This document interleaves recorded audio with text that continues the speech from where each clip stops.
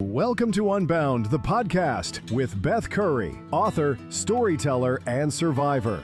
This is where books meet real life, where Beth reads chapters from her work and breaks free from the traditional audiobook format, diving deeper into the personal experiences, lessons, and liberation behind every page. Nothing is off limits. Let's get unbound. Hey everyone, welcome back to Unbound. I'm Beth Curry, and if you listen to episode 0, you know what we're doing here. If you're jumping in for the first time, hello. You might want to go back and listen to the intro episode to get the full picture. It's only like 10 minutes long, but the short version is this. I'm reading chapters from my nonfiction books and then going a little bit deeper into the real stories behind them. It's going to be raw, it's real, and it's free for everyone. So before I dive into the book, let me just give you a quick rundown of how each episode is going to flow. I'm going to read a chapter, or in today's case, the front matter of the book, exactly as it's written. And then we'll pause and I'll discuss a little bit. I'll share some context, some personal stories, things that didn't make it into the page, and hopefully we'll laugh and maybe cry together. I don't know what's going to happen. But here's the thing. I don't want this to be one-sided, okay? I want to hear from you. So if you have any questions about what I've shared about a chapter, about my experience, about anything, if you've read the book and you have questions, if something kind of popped into your head and you were wondering about anything, please reach out to me. You can email me at unboundwithbethcurry@gmail.com. All the info is going to be in the show notes as well. Better yet, you can join our Facebook group. Just search for the Unbound podcast. Should come up. Pink fuchsia kind of colors, me blowing a big piece of bubble gum. Super classy for sure. Anyway, join the group. Link will be in the show notes as well. And we're going to be discussing each episode after it releases. I'm not really sure if I'm going to initiate a conversation or just kind of wait and see if anyone has anything to say, but I will definitely be there. Nothing is off limits at all. You can ask me anything and I might just answer your question right here on the show in a future episode. This is a conversation. It's not a lecture. So help me to make it one, okay? Um, Today we're beginning with all these beautiful things, as I said in episode 0. This is my first nonfiction book. It's the one that earned me international recognition and the one that represents my transition from kind of hiding my truth in fiction to standing fully in my story. A few of you, I'm just going to check here. We have Linda, Lisa, and Krista asked about the award that I've mentioned a few times. So let me fill you in real quick. It's called the International Impact Book Award, and it recognizes books that actually make a difference. You know, the change makers, the ones that stay with you, spark something like change or shift kind of how you see things in life. I was honestly blown away to win it when I found out. It's one of those moments where you think, wow, they really got what I was trying to do. It's not just about good writing, it's about connection with people and impact. And that's kind of what this award celebrates. The award ceremony is happening in Arizona this November. I'm really looking forward to that. Just kind of taking it all in. It still feels a little bit surreal. I have won some other book awards, just kind of little things here and there for my fiction books, but I don't know. It feels surreal, but in like the best way. Anyway, we're not jumping straight into chapter 1, as I said. We're kind of starting where every book should start, and that's with the front matter, the dedication. I did a dear reader letter, and there's also a foreword. They're not just formalities, they're part of the story, and they tell you who the book is for and why it exists and what you're about to walk into. So I will begin with the dedication. For my mom, whose memories I now carry, and for my dad, whose love was the heart of our family. This book is for you, for everything you gave me and the life we shared, and for the home I was raised in where faith was the foundation, and for my belief in God, which has been my strength through every challenge and stage of my life. Okay, so I'm just going to tell you about this. My parents, they shaped everything about who I am. My mom's memories, obviously, I carry them now. Not just the happy ones, though, there are plenty of those still, but all of them. the complicated ones, the painful ones, the beautiful ones. When you lose someone, you become the keeper of their story, and that's both an honor and a weight that I carry every day. And my dad, oh, my dad, his love really was the heart of our family. The kind of love that was steady and present, and he gave the best hugs too.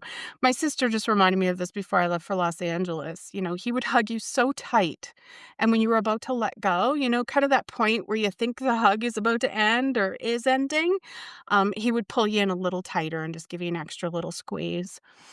Those hugs, they made us feel safe when the world felt kind of anything but, and we've been missing those for a couple of years now. Anyway, this book is for them, for everything that they gave me, for the life that we shared, for the foundation they built that I am still standing on, and faith. It's a topic that not a lot of people like to talk about. A lot of judgment, unfortunately, around, what some people choose to believe in or what they like fully are committed to believing in. Um, the home I was raised in, faith wasn't just something we talked about on Sundays. It was kind of woven into everything. Um, it was the foundation. My belief in God, that's been my strength through, all the challenges I've been through, through various stages of my life. And, I've got some future books coming out, and you're going to find out some pretty crazy things about me that you may not already know if you do know me personally and you're listening to this. Um, you know, I my God has been my strength through everything.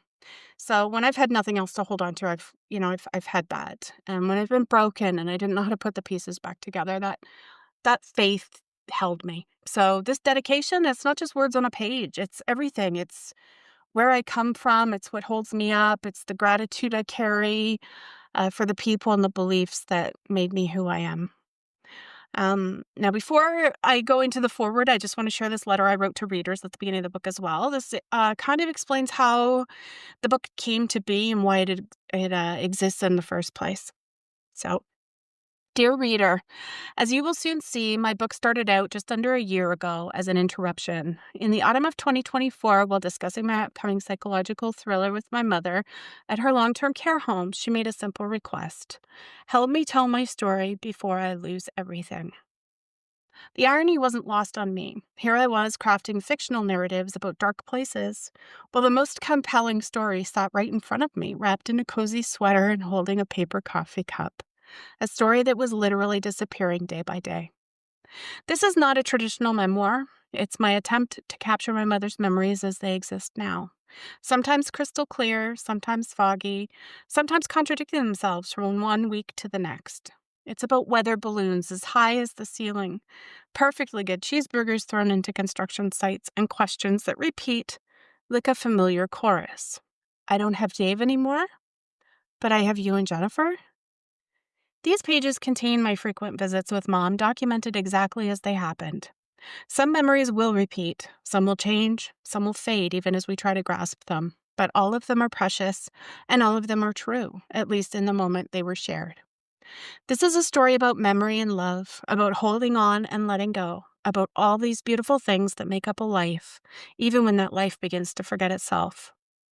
If this journey has touched your heart in some way, I would be grateful if you would consider rating and leaving a review. Your words not only help other readers find this story, but also contribute to broader conversations about memory loss and its impact on families. Thank you for bearing witness to our mostly Monday conversations. Beth Curry. So that's how this book came to be, an interruption, the best kind of interruption, honestly. I was knee deep in writing this fiction book, this psychological thriller, the kind of dark, twisty fiction I've been creating for a little while. And my mom was sitting there in her long-term care home, and she asked me to help tell her story before she lost everything to dementia. The irony hit me hard. I was making up stories about darkness, and the most important story, the one that really, truly mattered the most, was right in front of me.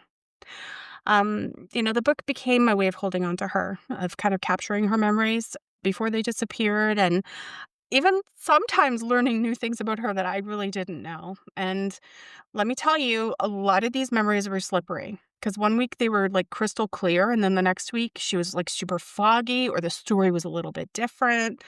Um, Lots of repetitive questions along the way.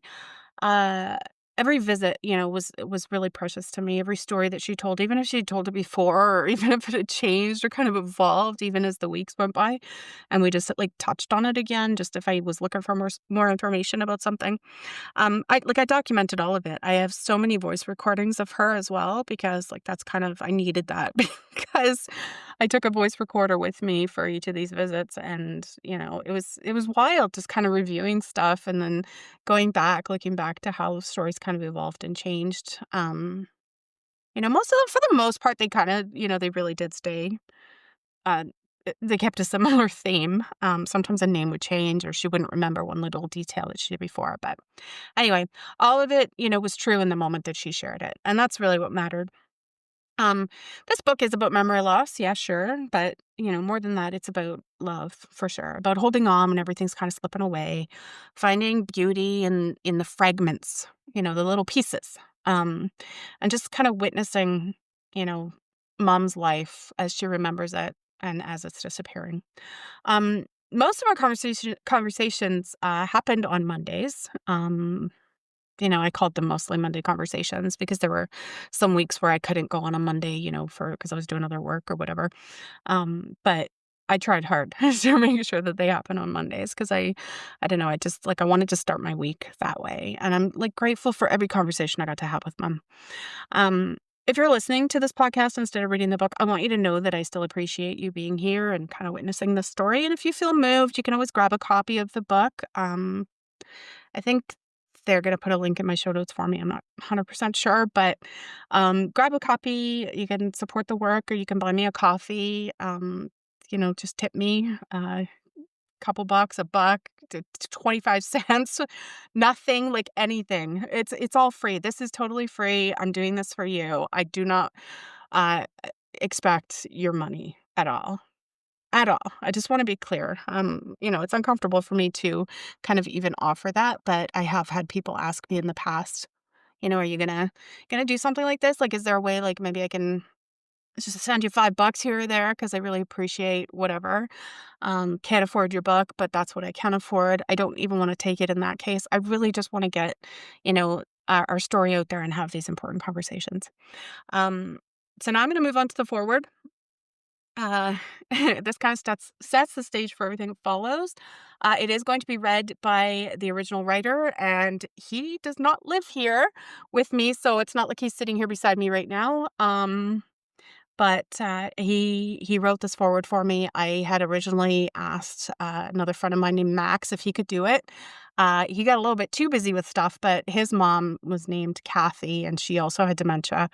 Uh, but yeah, he was just too busy. So my backup plan. He's kind of always my backup plan. He did the forward for me, so I really appreciate it. And he actually recorded it already for the audiobook, so you're going to hear that right now. Forward. The book you hold in your hands arrived in the world as an act of love and preservation. What began as a daughter's urgent mission to capture her mother's vanishing memories has evolved into something far more profound, a roadmap for anyone navigating the complex terrain of cognitive decline. When Beth first shared early drafts of this manuscript with me, I was struck by her remarkable ability to document not just the losses associated with dementia, but the unexpected gifts that emerge within this difficult journey. As a medical professional, I recognize the authenticity in these pages, the frustration, the grief, the moments of unexpected joy, and the strange new intimacy that develops when conventional communication begins to fail. I've had the privilege of watching Beth's evolution throughout this project, from her initial uncertainty to her growing confidence as she conducted research, interviewed healthcare professionals and specialists, myself included, and connected with other families walking similar paths. It started as a personal quest to preserve her mother's memories and transformed into a mission to create resources that would help others facing the same challenges. All these beautiful things stands apart from other memoirs about dementia through its layered approach. By weaving together memories from multiple perspectives, family members, friends, and Beth's own observations, a more complete portrait emerges than any single viewpoint could provide. The resulting narrative feels not like the documentation of deterioration, but rather the careful assembly of the pieces of a complex life, with each fragment treasured precisely because it might otherwise be lost. Beyond its emotional resonance, this book offers practical wisdom for caregivers and family members. The strategies Beth develops through trial and error, the insights she gains about communication and patience, the ways she learns to recognize what remains when so much seems lost. These elements transform personal experience into universal guidance that aligns with what I've observed during my time working in the geriatric side of neurology. I was particularly moved when Beth shared her companion children's book, The Memory Birds, which translates these complex themes into a softer, accessible format for younger family members. This complementary work demonstrates Beth's understanding that dementia affects the entire family system, including its youngest members, who need their own framework for understanding these changes. As our population ages and more families face the challenges of memory loss and cognitive decline, books like this one become essential not just as sources of information, but as reminders that we are not alone in this journey. Beth's willingness to share both her stumbles and her successes creates a sense of companionship for readers facing similar challenges. In preserving her mother's story, Beth has created something that reaches far beyond one family's experience. She reminds us that even when memories fragment and familiar landscapes become foreign territory, the essential humanity and dignity of our loved ones remains intact, differently accessible perhaps, but no less valuable. This book is both a celebration of the power of memory and a guide to living fully when memory fails. I am honored to have witnessed its development and confident that it will serve as a beacon for many readers in search of understanding, practical guidance, and the reassurance that love will always be there, even when recognition falters. Anonymous. Editor's note. The author of this foreword is a physician with experience in geriatric neurology who has chosen to remain anonymous due to professional considerations while supporting this important work. So that's where we're starting. The dedication, the dear reader letter, the foreword, the foundation of this book, all these beautiful things. In the next episode, I'm going to dive into chapter 1, and that's where it all really kind of takes off, obviously. I wanted to honor these opening pages, though, because they matter. They set the tone. They kind of tell you, like I said earlier, what you're walking into, explaining why the book exists, and, kind of tell you about my mom, her story, trying to preserve it. Again, if you have any thoughts, questions, reactions to what you heard today, reach out. You can join the Facebook group, as I said. Send me an email at unboundwithbethcurry@gmail.com. Let's talk about it. I'm here. I want to hear from you. Thank you for being here. Thank you for listening. And thank you for bearing witness to my mom's story, to our story, really. And I'll see you in the next episode. Thanks for listening to Unbound with Beth Curry. Join the conversation in the Facebook group or visit authorbethcurry.com. Want to support the show? Head to ko-fi.com/unbound podcast. Until next time, stay unbound.